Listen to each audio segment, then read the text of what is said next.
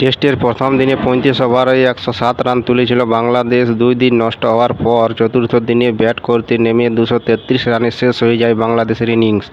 ৭৪.২ ওভারে ব্যাট করে তারা ভারতে ব্যাট করতে নেমেই বুঝিয়ে দেয় তারা টেস্টের জয়ের লক্ষ্য নিতেই খেলতে নেমেছে। প্রথম ওভারে যশস্বী জয়সওয়াল ৩টি ৪ মারেন, রোহিত শর্মা প্রথম ২টি বলেই ছক্কা মারেন। তারা বুঝিয়ে দেন দ্রুত রান তুললে বাংলাদেশের ব্যাট করতে পাঠানোর লক্ষ্য।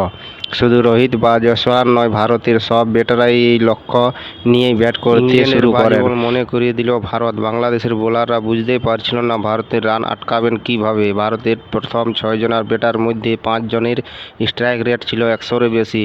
জয়সওয়াল ৫১ বলে ৭২ রান করেন, রোহিত শর্মা ১১ বলে ২৩ রান ঝড়ো ইনিংস খেলেন, ৩৫ বলে ৪৭ রান করেন। বিরাট কোহলি, লোকেশ রাহুল ৪৩ বলে ৬৮ রান করেন। তাদের দাপটে ৫২ রানেই লিড করে ভারতের। মাত্র ৫২ রানের লিড নিলেও বাংলাদেশের বড় রান তুলে পাল্টা চাপ তৈরি করতে পারল না। ওপেনার সাদমান ইসলাম ৫০ রান করেন, কিন্তু জাকির হাসান ১০, মোমিনুল হক ২, অধিনায়ক নাজমুল হোসেন শান্ত ১৯, লিটন দাস ১, সাকিব আল হাসান ০ রান পাননি। বাংলাদেশের দ্বিতীয় ইনিংসে ৩টি করে উইকেট নেন বুমরা, অশ্বিন এবং জাদেজা। ভারতীয় বোলারদের সকলে মিলেই উইকেট তোলার চাপে পড়ে যায় বাংলাদেশ।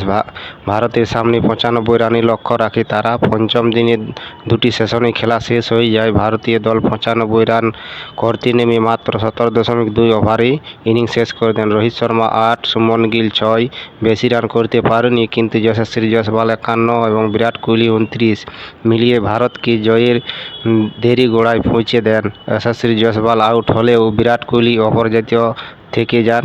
ঋষভ পন্থ ৪ মেরে ম্যাচ জেতান।